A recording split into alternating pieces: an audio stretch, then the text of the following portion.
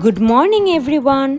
আজকে আমি তোমাদের নিয়ে চলে এসেছি দার্জিলিংয়ের খুব কাছে মাত্র 14 কিলোমিটার দূরে অবস্থিত একটি সুন্দর পাহাড়ি গ্রামে, যার নাম হলো লেপচা জগৎ। সুন্দর সুন্দর হোমস্টে আর পাইন ফরেস্ট দিয়ে ঘেরা এই ছোট্ট পাহাড়ি গ্রামটিতে আপনারা কিভাবে আসবেন, কোথায় থাকবেন এবং কোথায় কোথায় ঘুরবেন সেই সমস্ত ডিটেলস নিয়ে আজকে এই ভিডিওতে আলোচনা করব। লেপচা জগৎ আসার জন্য এনজেপি স্টেশন বা শিলিগুড়ি বাস স্ট্যান্ড থেকে যে কোনো শেয়ার ক্যাব বুক করে প্রথমে চলে আসতে হবে দার্জিলিংয়ের ঘুম রেলওয়ে স্টেশনে। এনজেপি বা শিলিগুড়ি থেকে ঘুমের ডিস্টেন্স হলো 65 কিলোমিটার্স আর সময় লাগবে 3 ঘন্টা মতন। কথায় আছে না, সফর খুবসুরত হ্যায় মঞ্জিল সে ভি, ঠিক তেমনই পাহাড়ি রাস্তার অপূর্ব সৌন্দর্য উপভোগ করতে করতে কখন সময় কেটে যাবে আপনারা বুঝতেই পারবেন না।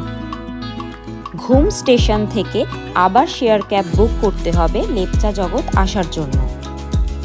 শেয়ার ক্যাবের ভাড়া পড়বে মাথা পিছু 60 টাকা। ঘুম থেকে লেপচা জগতের ডিস্টেন্স প্রায় 8 কিলোমিটার আর সময় লাগবে আধ ঘন্টা মতন। লেপচা জগতে আমরা যে হোমস্টেতে ছিলাম সেটা হচ্ছে ডরসে ডিলবু। ডরসে ডিলবুতে থাকতে হলে 3 বেলা খাওয়া মিলিয়ে একদিনের খরচ পড়বে পার হেড 1500 টাকা করে। সিজন অনুযায়ী প্রাইস চেঞ্জ হতে পারে আর হোমস্টের ডিটেলস আমি ডেসক্রিপশন বক্সে মেনশন করে দিয়েছি।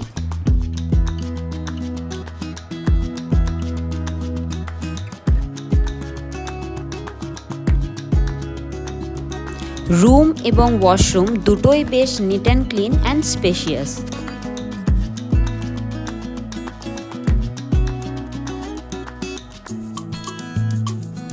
ডাইনিং স্পেসটি একদম নিচে রয়েছে আর আমরা এখন দুপুরের খাবার সেরে নিলাম।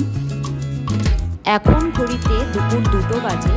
এপ্রিল মাসে আমরা এসেছি এখানে আর ওয়েদার খুব তাড়াতাড়ি চেঞ্জ হয়ে যাচ্ছে। যখন আমরা এসেছিলাম তখন আকাশটা ক্লিয়ার ছিল অলমোস্ট, কিন্তু এখন পুরো মেঘে ভর্তি আর আপনারা দেখতেই পাচ্ছেন পুরো কুয়াশায় ভর্তি হয়ে গেছে। মেঘলা ওয়েদারের সাথে এবার হালকা হালকা বৃষ্টিও শুরু হয়ে গেছে আর ওয়েদারটা একদম কনকনে ঠান্ডা লাগছে। তো এপ্রিল মাসে যদি আপনারা লেপচা জগতে আসতে চান তাহলে অবশ্যই এরকম মনোরম একটা ওয়েদার অনুভব করতে পারবেন।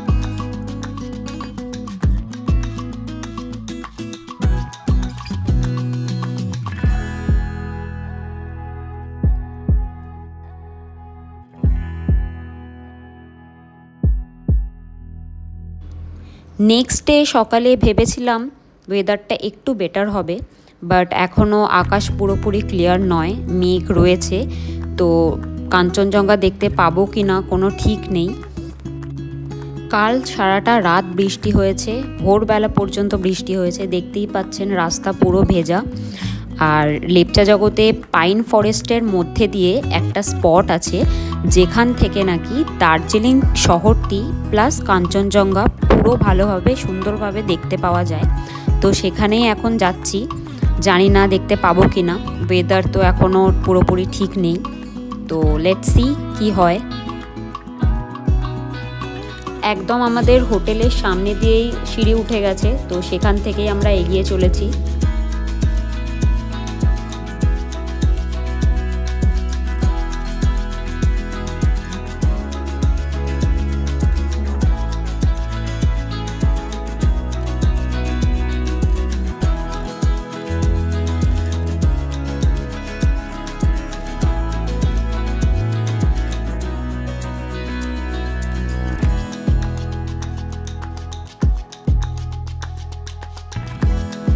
পুরো রাস্তাটা হেঁটে আসতে প্রায় সময় লেগে যাবে 10 মিনিটের মতন।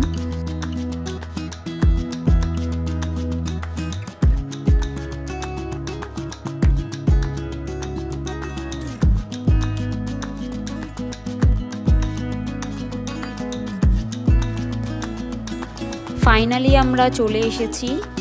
তো অ্যাজ ইউজুয়াল কিছু দেখা যাচ্ছে না মেঘের জন্য, আর দার্জিলিং শহরটা কিছুটা দেখতে পাওয়া যাচ্ছে, বাট কাঞ্চনজঙ্ঘার কোনো ভিউ পাচ্ছি না। আর ওয়েদারটাও হালকা হালকা খারাপ হয়ে আসছে আবার, তো খুব তাড়াতাড়ি ওয়েদার চেঞ্জ হচ্ছে।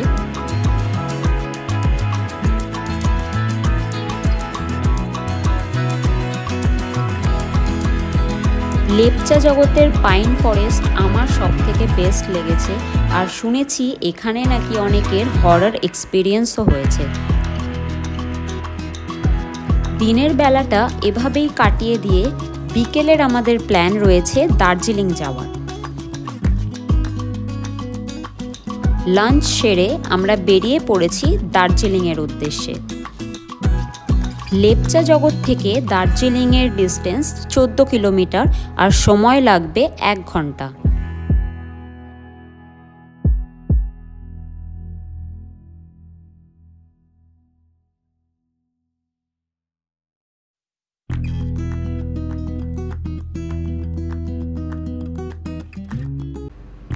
প্রথমেই আমরা চলে এলাম দার্জিলিংয়ের ফেমাস ডাঙ্গন মনাস্ট্রিতে। মনাস্ট্রিতে কিছুটা সময় কাটিয়ে আমরা ফাইনালি চলে এসেছি মল রোডে।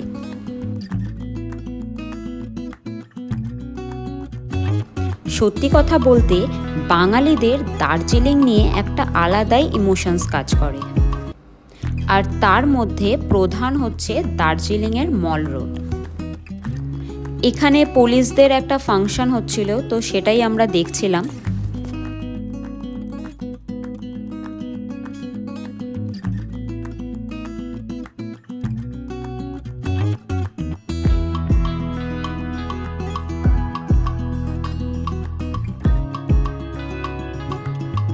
বৃষ্টি আবার শুরু হয়ে গেছে, তো আমরা বেরিয়ে পড়েছি ছাতা কিনতে। এখানে ছোট থেকে বড় সব ধরনের এজের মানুষদের জন্য শীতকালীন যে কোনো রকমের পোশাক আপনারা পেয়ে যাবেন। সুন্দর সুন্দর শল থেকে শুরু করে সোয়েটার, টুপি, মাফলার, জ্যাকেট সমস্ত কিছু আপনারা পেয়ে যাবেন এখানে। একটি লোকাল টিবেটান ক্যাফে থেকে আমরা চিকেন থুকপা ট্রাই করলাম। অথেন্টিক টেস্ট, আপনারা যদি এখানে আসেন অবশ্যই এটা ট্রাই করবেন। দার্জিলিংয়ের মল রোডে এলে কখন সময় কেটে যায় বুঝতেই পারা যায় না। এখন আমাদের ফিরতে হবে লেপচা জগৎ। আজ আমাদের বাড়ি ফেরার পালা। এই পুরো ট্যুরটাই কিন্তু আমরা শেয়ার ক্যাবে করেছি, তাই কোনো ড্রাইভারের নাম্বার যদি আপনাদের দরকার হয় তো আমি ডেসক্রিপশন বক্সে নাম্বার দিয়ে দেবো, আপনারা পার্সোনালি ক্যাব বুক করেও এই ট্রিপটা করতে পারেন। আজকের মতন ভিডিওটি এখানেই শেষ করলাম। দেখা হচ্ছে নেক্সট ভিডিওতে। Till then, bye everyone.